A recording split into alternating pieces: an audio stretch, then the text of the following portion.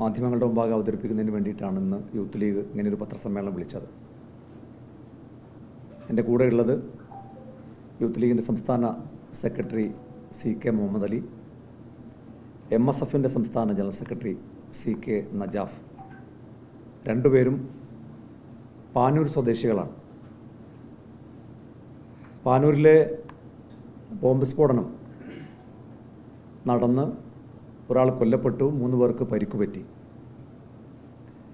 ഈ സംഭവത്തിലെ പ്രതികൾ എല്ലാവരും CPM പ്രവർത്തകരും DYFIയുടെ ഭാരവാഹികളും CPMൻ്റെ മറ്റ് പോഷകഘടകങ്ങളുടെ ഭാരവാഹികളുമാണ് എന്ന് ഇതിനകം തെളിഞ്ഞിരിക്കുകയാണ്. പാർട്ടി നേരിട്ടാണ്, പാർട്ടിയുടെ അറിവോടുകൂടിയാണ് പാനൂരിലെ ബോംബ് നിർമ്മാണം നടന്നത് എന്നുള്ളത് വളരെ വ്യക്തമായിരിക്കുകയാണ്. ഇത് വ്യക്തമായിട്ടും CPMൻ്റെ സംസ്ഥാന സെക്രട്ടറി MV ഗോവിന്ദ മാഷും DYFIയുടെ സംസ്ഥാന സെക്രട്ടറി സനോജും പാർട്ടിക്ക് ഇതിൽ യാതൊരു പങ്കുമില്ല എന്നാണ് പറയുന്നത്. ഇത് തീർത്തും പരിഹാസ്യമായ കാര്യമാണ്. ഗോവിന്ദ മാഷും അതുപോലെ തന്നെ സനോജും പറയുന്നത് ഇവർ DYFIയുടെ നേതാക്കളെല്ലാം രക്ഷാപ്രവർത്തനം നടത്താൻ വേണ്ടി അവിടേക്ക് ഓടി വന്നവരാണ് എന്നാണ്. എന്നാൽ ഈ പ്രതികളുടെ പേര് വിവരങ്ങൾ പരിശോധിക്കുമ്പോൾ ഈ ബോംബ് സ്ഫോടനം നടന്ന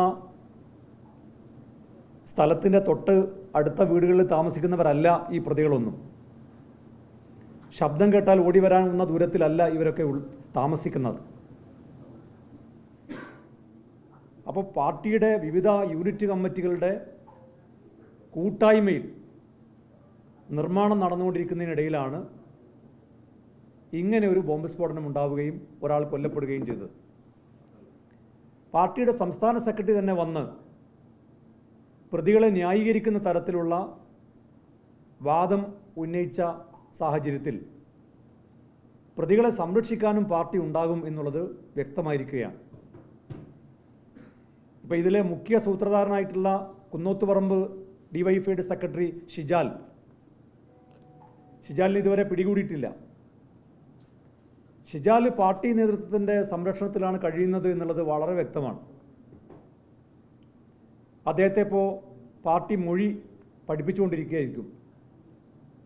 മൊഴിയെല്ലാം പഠിച്ചതിന് ശേഷം മാത്രമായിരിക്കും അദ്ദേഹം പോലീസിന് മുമ്പാകെ ഹാജരാവുക. അപ്പോൾ കേരള പോലീസാണ് ഈ കേസിൻ്റെ അന്വേഷണം മുന്നോട്ട് കൊണ്ടുപോകുന്നത് എങ്കിൽ ഈ കേസ് അട്ടിമറിക്കപ്പെടും എന്ന കാര്യത്തിൽ ഒരു സംശയമില്ല. ഇപ്പോൾ ഈ കേസ് അന്വേഷണം ഇങ്ങനെയൊക്കെ മുമ്പോട്ട് പോകുന്നുണ്ട് എങ്കിലും ലോക്സഭാ തെരഞ്ഞെടുപ്പ് കഴിഞ്ഞാൽ പാർട്ടി നേരിട്ട് ഈ കേസിൻ്റെ അന്വേഷണം ഏറ്റെടുക്കും. പ്രതികൾ രക്ഷപ്പെടുന്ന സാഹചര്യം ഉണ്ടാകും. അതുകൊണ്ട് കേരള പോലീസിൻ്റെ കയ്യിൽ നിന്ന് ഈ ബോംബ് നിർമ്മാണവും അതുമായി ബന്ധപ്പെട്ട സംഭവങ്ങളും, ഇത് ആരെ കൊല്ലാനാണ് ഈ ബോംബ് നിർമ്മിക്കുന്നത്, ആരുടെ നിർദ്ദേശപ്രകാരമാണ് ഈ ബോംബ് നിർമ്മാണം നടത്തിയത് എന്നതിനെ സംബന്ധിച്ച് കൃത്യമായി തെളിവുകൾ പുറത്തു വരണമെങ്കിൽ കേരള പോലീസ് അന്വേഷിച്ചാൽ സാധ്യമല്ല. അതുകൊണ്ട് ഈ കേസ് CBI ഏൽപ്പിക്കണമെന്ന് യൂത്ത് ലീഗ് ആവശ്യപ്പെടുകയാണ്.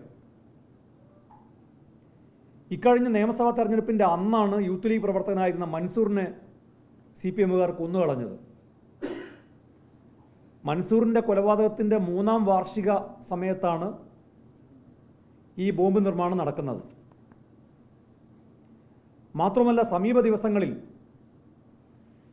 ഷൈല ടീച്ചർക്ക് വേണ്ടി വോട്ട് ചോദിക്കാൻ വേണ്ടി മൻസൂറിൻ്റെ കൊലപാതക കേസിലെ പ്രതിയായിട്ടുള്ള ജാബിർ, മറ്റൊരു പ്രതിയായിട്ടുള്ള വിപിൻ്റെ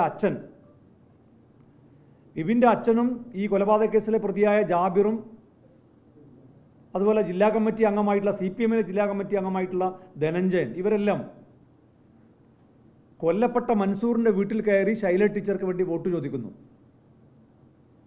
കൊലപാതക കേസിലെ പ്രതികൾ വോട്ട് ചോദിച്ച് ഇങ്ങോട്ടേക്ക് വരണ്ട എന്ന് പറയുമ്പോൾ അവിടെ ഭീഷണിപ്പെടുത്തുന്നു. അതിൻ്റെ ഏതാനും ദിവസങ്ങൾക്ക് മുമ്പാണ് മുസ്ലിം ലീഗ് പ്രവർത്തകനായിരുന്ന ഖാലിദിൻ്റെ 2 ഓട്ടോറിക്ഷകൾ കത്തിച്ചത്. സമാധാനപൂർവം ഈ ലോക്സഭാ തെരഞ്ഞെടുപ്പ് നടക്കരുത്, UDF പ്രവർത്തകർ UDF സ്ഥാനാർത്ഥിക്ക് വേണ്ടി, ഷാഫി പറമ്പിലിന് വേണ്ടി വോട്ട് ചോദിച്ച് രംഗത്തിറങ്ങരുത്. ഒരു ഭാഗത്ത് ഭീഷണിപ്പെടുത്തുക, മറുഭാഗത്ത് ഈ ഭീഷണി വകവെക്കാതെ ആരെങ്കിലും UDFന് വേണ്ടി രംഗത്തിറങ്ങിയാൽ തെരഞ്ഞെടുപ്പിന് ശേഷം അവരെ കൊന്നുകളയുക. അങ്ങനെ കൊല്ലാൻ വേണ്ടിയിട്ടാണ് ഈ ബോംബ് നിർമ്മാണം നടക്കുന്നത്.